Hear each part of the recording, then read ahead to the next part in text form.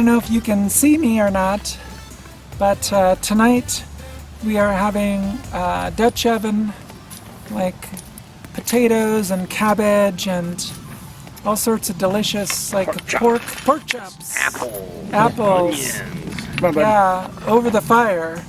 And this is, I don't know, this is amazing. It's really, this is so cool. So yeah, I can't wait to see how that turns out.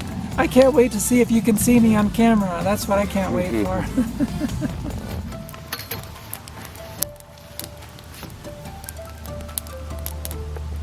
Oh my gosh. Okay, so there is like pork chops and potatoes and apples and cabbage, and it smells, oh my gosh, it smells absolutely heavenly. This is an absolutely fine meal. You could not ask for a better meal than this. Woo! So we're gonna eat. Eat. Potatoes and apples and onions. Oh, apples even? Wow. Yeah. Yeah, you gotta load it on, man. Yeah, for sure.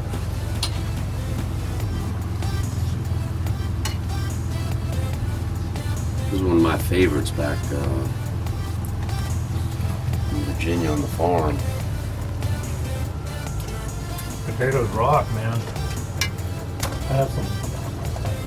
Chow down. Thank you. This man right here, Ken, is responsible for this meal. Awesome. Yes. Very good. All right. All right. It's real campfire food. Campfire cooking. We are not suffering right here. We That's are for sure. not.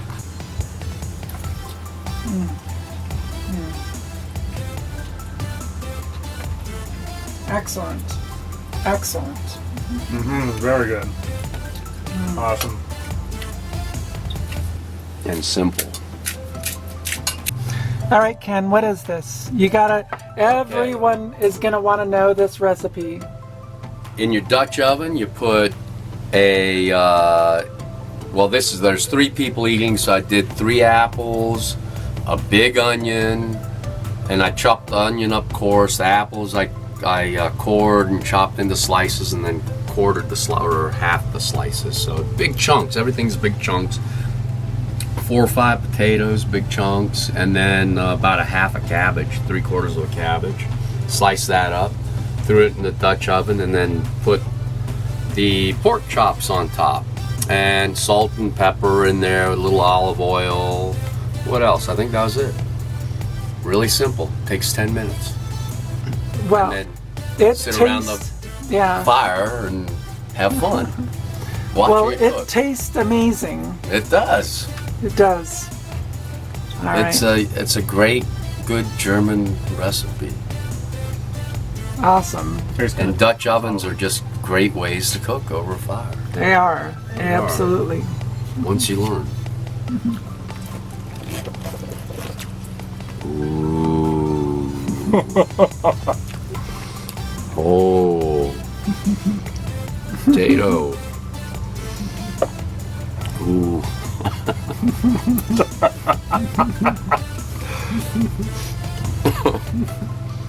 Oh man. That's great.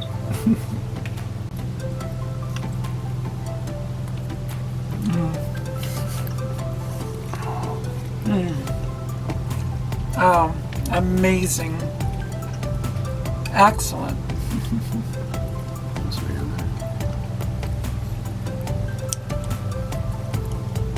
Mmm.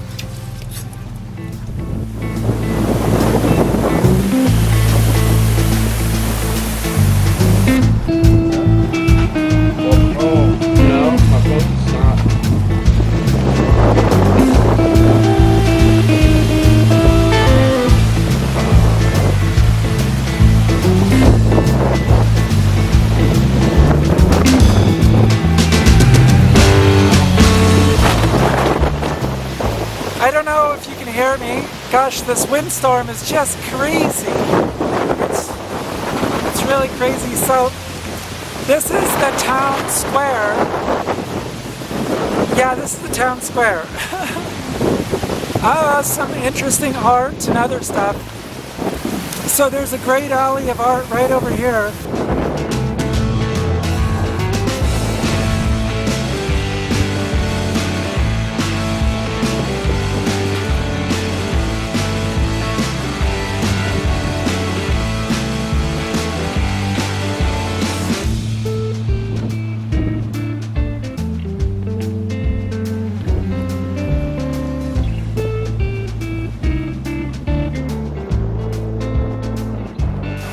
There's some really cool art here. This one right here, this is my favorite.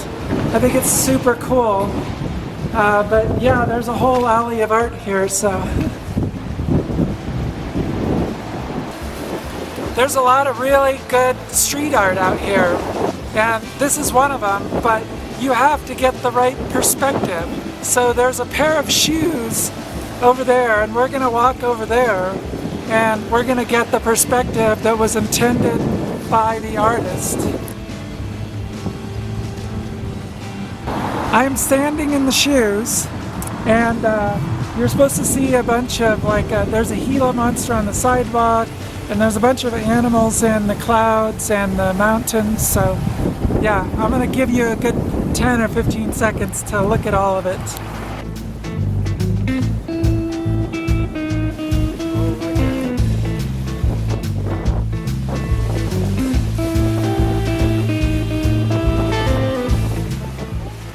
I don't know if you can hear me.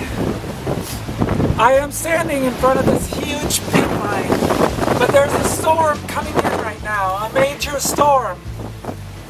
But this is like a huge copper pit mine.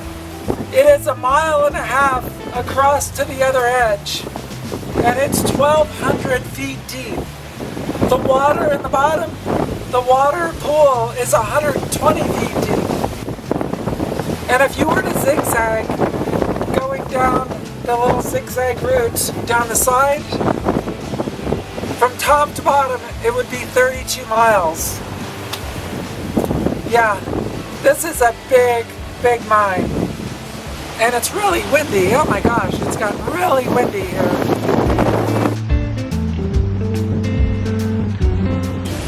This here is a copper anode. This is what they created at the mine, and it weighs about 750 pounds. Yeah, that's a big ass piece of copper right there.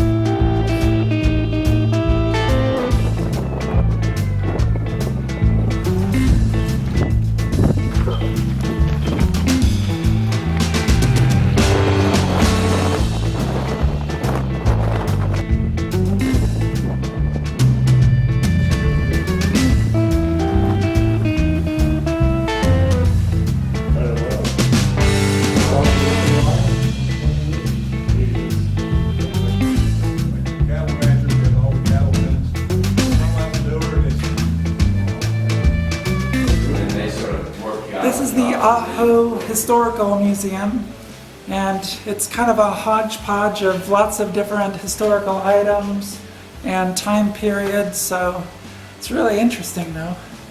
You should definitely stop by if you're here.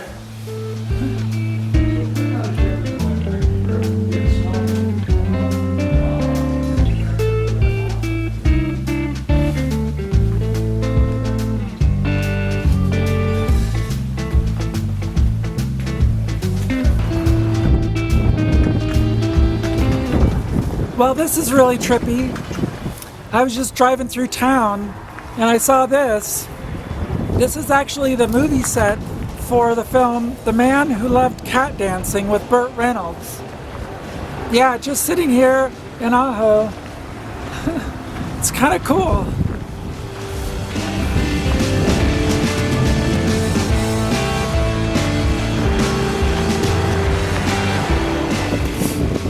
So if you come through AJO, make sure to just make a quick stop here.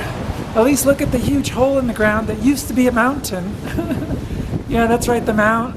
That huge mine was once a mountain.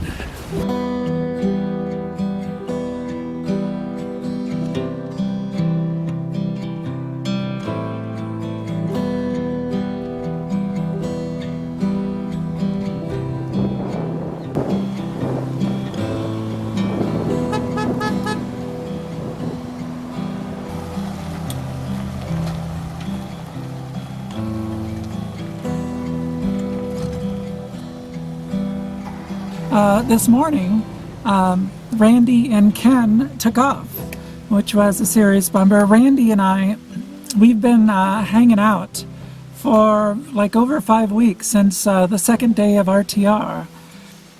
But this afternoon I went to the library in Ajo, and when I got back I decided I was gonna sit down and relax, and as soon as I sat on my bed it was ka-chunk. Yeah, so the board on my bed is like lodged in between. It's fallen down and lodged in there anyway. Yeah, this is becoming a major pain. I've tried to lift up the mattress and it's just really heavy. Like, I can't take it out. It's raining outside. I can't take it outside. There's nowhere in here. I need to like prop it up somehow, like push it up over that way and get that board back where it's supposed to be. I can't even believe that board could get in between there. I am going to make my best effort to fix this right now. So let me just do this. All right, hang on. As you can see, I am sitting on the bed. It's raining still. And yeah, I put the bed back up. I propped it up. But I don't know how long it's going to stay. Yeah, there's a gap, especially in the back. I don't know. It looks like the fiberglass benches are like kind of squishing apart. I don't know exactly what to say. Yeah, I mean, it's 32 years old. It's going to have issues. Yeah, I don't know. It is what it is. I'm going to make some dinner. Just a super simple dinner. I haven't hardly done any videos in the last 6 weeks or 5 weeks because I've been hanging out with everyone and having a good time. It's stormy, raining, and Monday it's going to be sunny and warm again. So I'm planning on going back to Oregon Pipe and doing as much videoing as I possibly can, making a cool, super cool video for you. And yeah, all right, I'm gonna make something to eat. Good night.